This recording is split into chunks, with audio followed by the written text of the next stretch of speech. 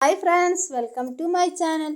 ഇന്ന് ഞാനിവിടെ വന്നിട്ടുള്ളത് എല്ലാവരും അനുഭവിക്കുന്ന ഒരു പ്രശ്നത്തിന് പരിഹാരമായിട്ടാണ്.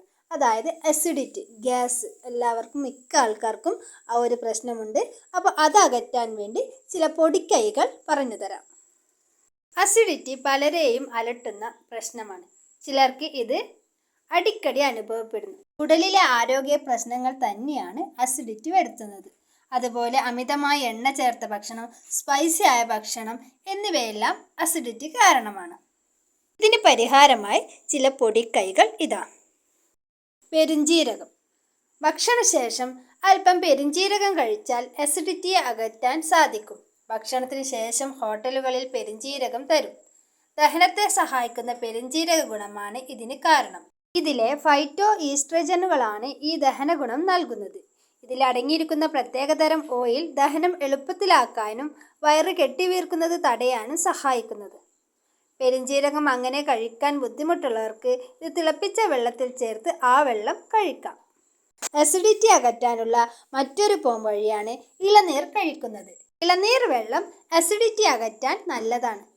ഫ്രീ റാഡിക്കലുകളുടെ പ്രവർത്തനം കുറയ്ക്കുന്നതിന് അറിയപ്പെടുന്ന ആൻറ്റി ഓക്സിഡൻറ്റുകൾ തേങ്ങാവെള്ളത്തിൽ സമ്പുഷ്ടമായി നിറഞ്ഞിരിക്കുന്നു. സാധാരണ പാനീയങ്ങളെ അപേക്ഷിച്ച് പ്രകൃതിയിൽ നിന്നും ലഭിക്കുന്ന ഏറ്റവും പോഷക ഗുണമുള്ളതും മായം കലരാത്തതുമായ ഒരു ദ്രാവകമാണ് കരിക്കിൻ വെള്ളം. ഇളനീർ വെള്ളം കഴിക്കുമ്പോൾ ശരീരത്തിൻ്റെ pH അളവ് മാറി ആൽക്കലൈൻ ആകുന്നു. ഇതോടെ അസിഡിറ്റിയും കുറയുന്നു. അസിഡിറ്റി അകറ്റാൻ മറ്റൊരു പോംവഴിയാണ് തൈര്. പാലോ പാലുൽപ്പന്നങ്ങളോ പ്രശ്നമില്ലാത്തവരാണെങ്കിൽ അസിഡിറ്റിയുടെ പ്രശ്നമകറ്റാൻ ഒരു ഗ്ലാസ് തണുത്ത പാൽ കഴിച്ചാൽ മതിയാവും. ഇതുപോലെ പാൽ കുടിക്കുമ്പോൾ അസിഡിറ്റി വരുന്നുവെങ്കിൽ ഇത്തരക്കാർ തണുത്ത പാൽ കുടിക്കുക. ഇത് കുടലിനെ ശാന്തമാക്കുന്നു. പാല് പോലെ തന്നെ പ്രയോജനപ്രദമാണ് തൈരും. പാൽ കുടിക്കുമ്പോൾ പ്രശ്നമെങ്കിൽ ഇത്തരക്കാർക്ക് തൈര് കുടിക്കാവുന്നതാണ്. വയറ്റിനകത്തെ നല്ല ഇനം ബാക്ടീരിയകളെ നിലനിർത്തുന്നതിലും തൈരിനുള്ള പങ്ക് ചെറുതല്ല.